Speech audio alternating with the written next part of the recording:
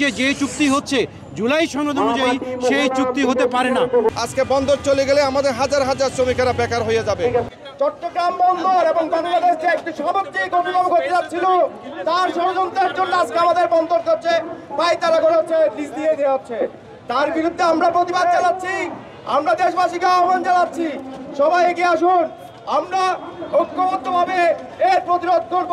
যেভাবে করেছিলাম ৭১-এ, যেভাবে করেছিলাম ৯০-তে, যেভাবে করেছিলাম ২৪-এ, ঠিক সেইভাবে আজকে আমরা এই প্রতিরোধ করে তুলবো। আমরা বন্দর সচিব, পরিচালক, প্রশাসক সহ সংশ্লিষ্ট সকলকে বলতে চাই, আপনাদের কীর্তিকলাপ আমাদের জানা আছে।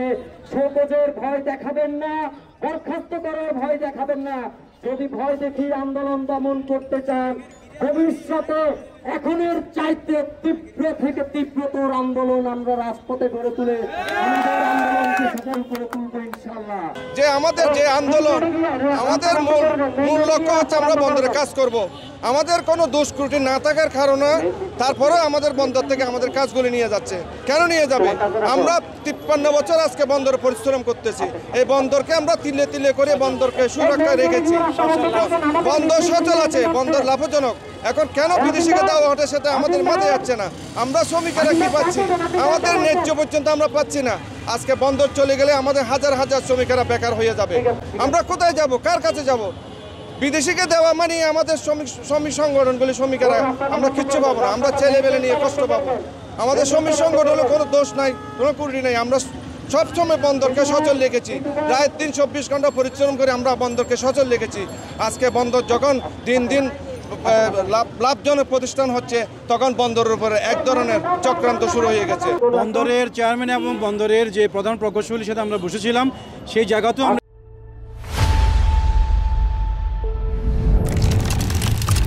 এই কথাগুলি বলেছিলাম যে বাংলাদেশে এর আগেও এই ধরনের কালো আইনের মাধ্যমে কর্মচারীদের যে নিয়ম নীতির যে এগুলিকে সামনে এনে আমাদের শ্রমিক এবং অন্যান্যদেরকে একটা জিম্মি দশার মধ্যে রাখা হয়। এটা খুবই অন্যায়, কারণ সরকারি কার্যবিধি অনুযায়ী তার গণতান্ত্রিক অধিকার আছে।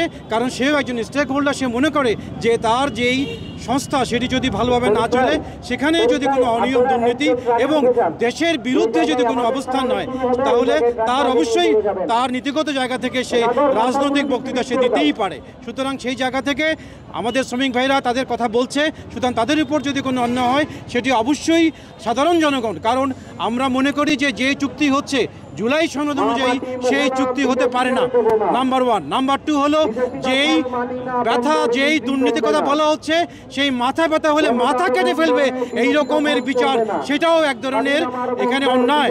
বন্দর শুধুমাত্র একা একটা কোনো সংস্থা নয়, তার সাথে রিলেটেড আছে কাস্টমস, তার সাথে আছে CNF, তার সাথে আরও অনেক সংস্থা আছে। সুতরাং দুর্নীতির যেই তদন্ত করলে অনেকগুলো বিষয় এখানে জড়িত হবে। সুতরাং কিন্তু বন্দর শ্রমিকরা শুধুমাত্র খালাসের জায়গা থেকে, মাত্র পেপার সাইনের জায়গা থেকে, পেপার পাওয়ার জায়গা থেকে তারা তাদের মালামালকে তারা ডিসচার্জ করে। সুতরাং এই জায়গাগুলো পরিষ্কার নয় সাধারণ মানুষের কাছে। সাধারণ মানুষ মনে করে বন্দর মানেই দুর্নীতি।